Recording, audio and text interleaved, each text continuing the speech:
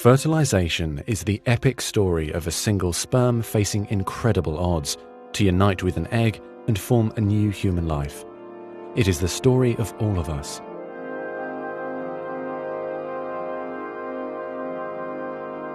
During sexual intercourse, about 300 million sperm enter the vagina. Soon afterward, millions of them will either flow out of the vagina or die in its acidic environment. However, many survive because of the protective elements provided in the fluid surrounding them. Next, the sperm must pass through the cervix, an opening into the uterus. Usually, it remains tightly closed, but here the cervix is open for a few days while the woman ovulates. The sperm swim through the cervical mucus, which is thinned to a more watery consistency for easier passage.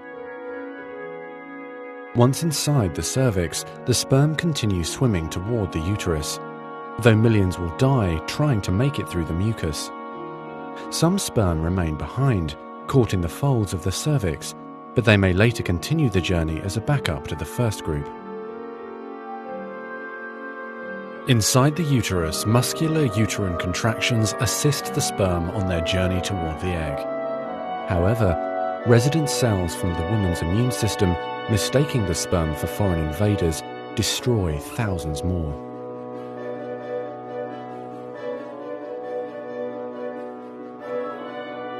Next, half the sperm head for the empty fallopian tube, while the other half swim toward the tube containing the unfertilized egg. Now, only a few thousand remain. Inside the fallopian tube, tiny cilia push the egg toward the uterus. To continue, the sperm must surge against this motion to reach the egg. Some sperm get trapped in the cilia and die. During this part of the journey, chemicals in the reproductive tract cause the membranes covering the heads of the sperm to change. As a result, the sperm become hyperactive, swimming harder and faster toward their destination. At long last, the sperm reach the egg. Only a few dozen of the original 300 million sperm remain. The egg is covered with a layer of cells called the corona radiata. The sperm must push through this layer to reach the outer layer of the egg, the zona pellucida.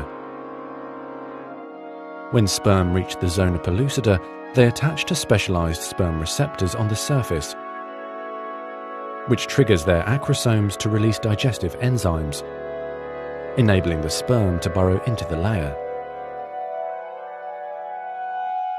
Inside the zona pellucida is a narrow, fluid-filled space just outside the egg cell membrane. The first sperm to make contact will fertilize the egg. After a perilous journey and against incredible odds, a single sperm attaches to the egg cell membrane. Within a few minutes, their outer membranes fuse and the egg pulls the sperm inside. This event causes changes in the egg membrane that prevent other sperm from attaching to it. Next, the egg releases chemicals that push other sperm away from the egg and create an impenetrable fertilization membrane. As the reaction spreads outward, the zona pellucida hardens, trapping any sperm unlucky enough to be caught inside. Outside the egg, sperm are no longer able to attach to the zona pellucida. Meanwhile, inside the egg, the tightly packed male genetic material spreads out. A new membrane forms around the genetic material, creating the male pronucleus. Inside, the genetic material reforms into 23 chromosomes. The female genetic material, awakened by the fusion of the sperm with the egg, finishes dividing, resulting in the female pronucleus, which also contains 23 chromosomes. As the male and female pronuclei form, spiderweb-like threads, called microtubules, pull them toward each other. The two sets of chromosomes join together, completing the process of fertilization. At this moment, a unique genetic code arises, instantly determining gender, hair color, eye color, and hundreds of other characteristics. This new single cell, the zygote, is the beginning of a new human being. And now the cilia in the fallopian tube gently sweep the zygote toward the uterus, where he or she will implant in the rich uterine lining, growing and maturing for the next 9 months until ready for birth.